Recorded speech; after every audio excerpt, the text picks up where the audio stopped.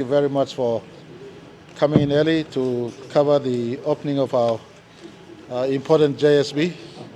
I want to also appreciate you waiting around to come back to the conclusion of JSB that is the closest JSB to the moment in which we take the referendum results to Parliament. Let me appreciate Honourable President Ishmael Toroama, President of the Autonomous Region of Bougainville, the Vice President and all ministers on both sides, the Speaker of the House of Representatives, Honourable Saman Petano, and Chief Secretary and every delegation member who came in from Bougainville to be part of us.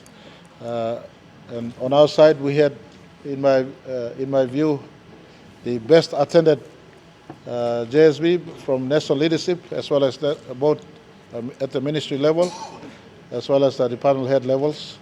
And I've been at JSB since 2008, mind you, so I want to appreciate the attendance on both sides. It depicts the importance of not just Bougainville and PNG and the peace agreement processes, but more importantly, indicates to the length of time that we have journeyed through this together.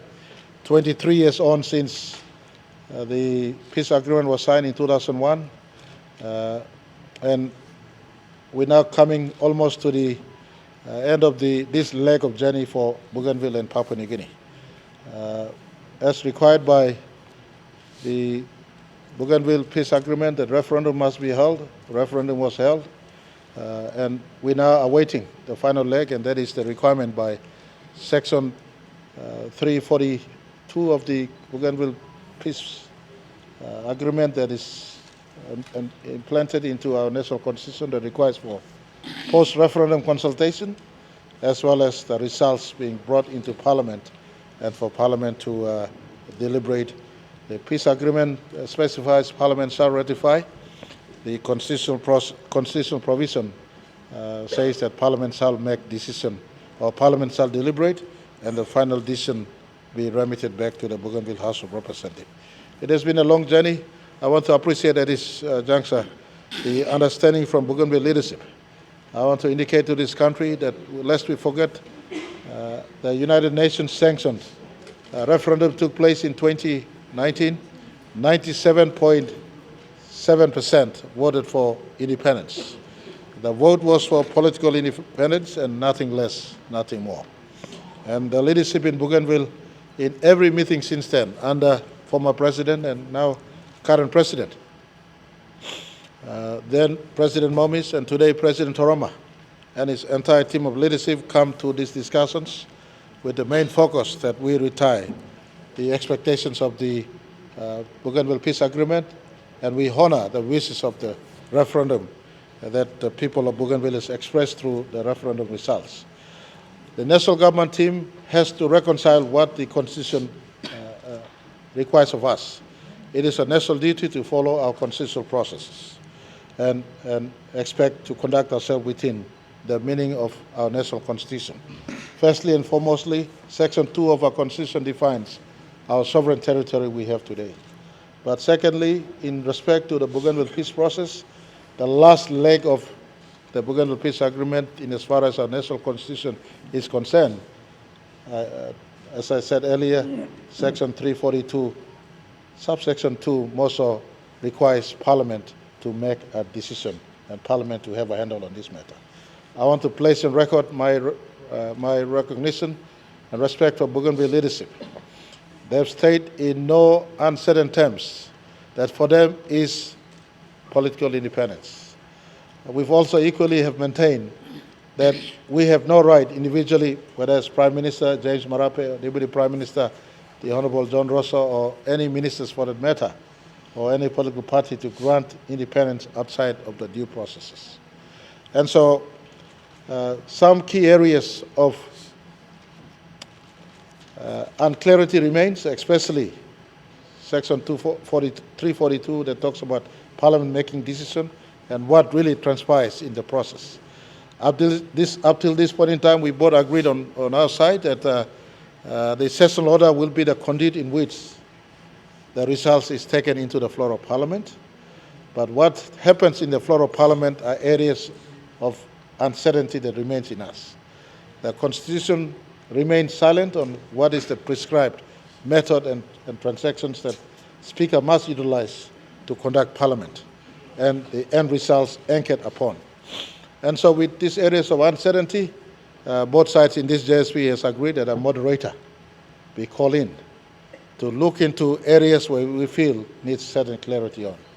And I think I want to appreciate the joint technical team that have put in a lot of effort. They have assisted us with adequate materials to reach easier resolution.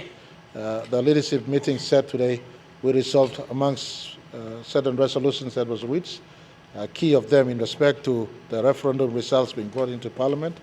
We've resolved that sessional order is the pathway inside, but what takes beyond this?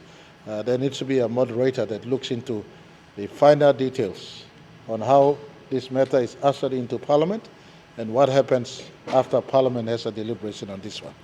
And so I want to indicate that this JSB resolved for a moderator to be appointed, a moderator to be picked from within the Pacific region, and we did make conclusion that it will not only be one-man moderation, but we did ask for a body of possibly two more to be stationed below a key moderator to go through these issues that we felt needs to be ironed out between both sides as we work into bringing the matter to Parliament.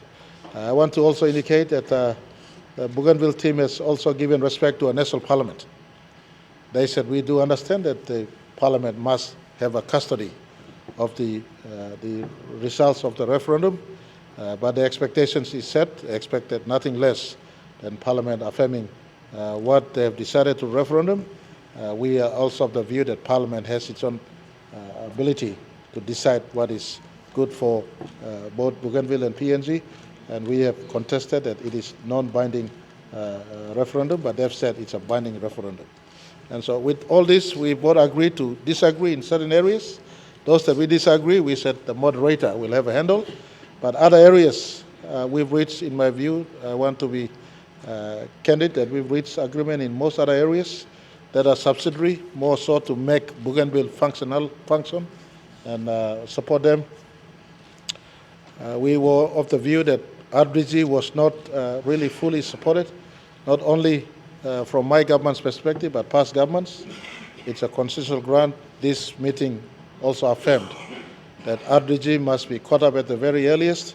Our own government have remitted over 350 million kina worth of RDG in the last 5 years. But we were reminded today by the Bougainville Finance Minister that that is from outstanding of 621 million kina, if my memory is not wrong. On top of that, we were reminded that the normal RDG was not given to them, and what has been labeled as a Prime Minister and government commitment to Bougainville, we decided to amalgamate that into an RDG pool for us to retire what is owing to Bougainville as well as Bougainville government, trying the very best to catch up on some key enabling infrastructures in Bougainville.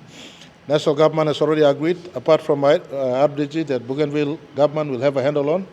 And national government has picked up major Connect PNG roads, Kieta Port, Kangu area for a possible port jetty, as well as Buka Port. We also picked up Aropa and Buka airports to be worked upon. We committed to Bougainville Hospital, as well as a couple of higher learning institutions. We were reminded by the Education Minister that Panguda supported PNG in the earlier stages.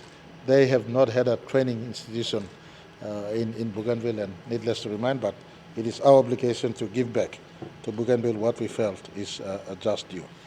So on this note, we conclude a wonderful JSB.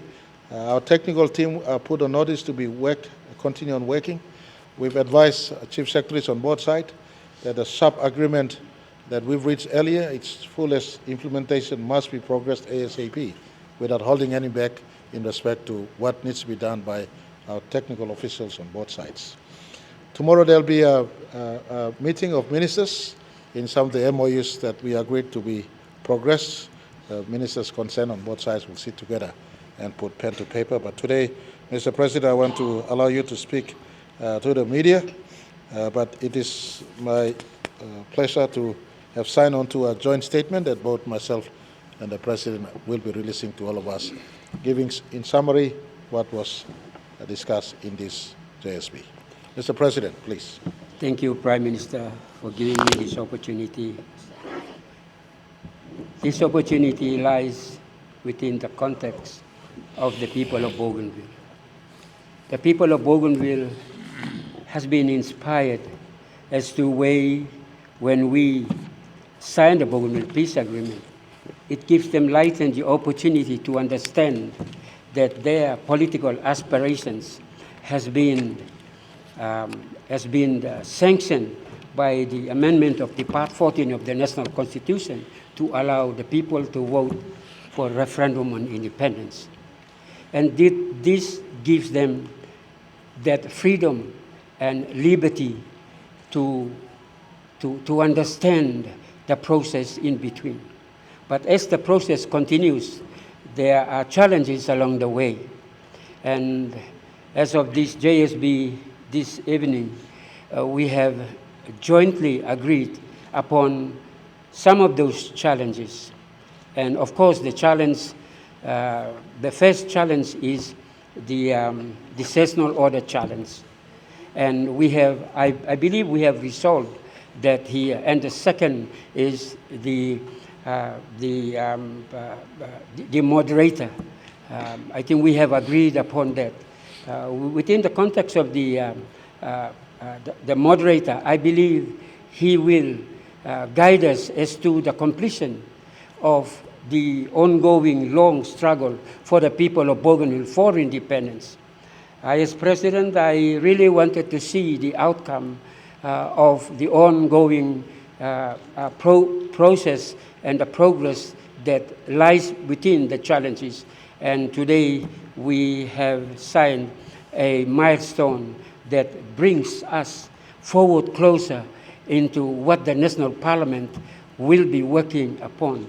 And in that matter, I believe our joint technical teams will be working hand in hand in regards to the mandate of and the TOR of the moderator.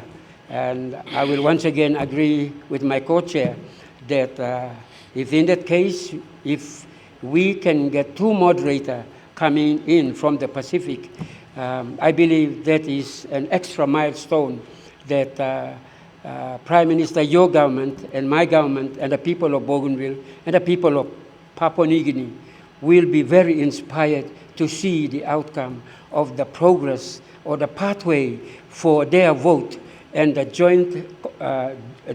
joint report going into the Parliament.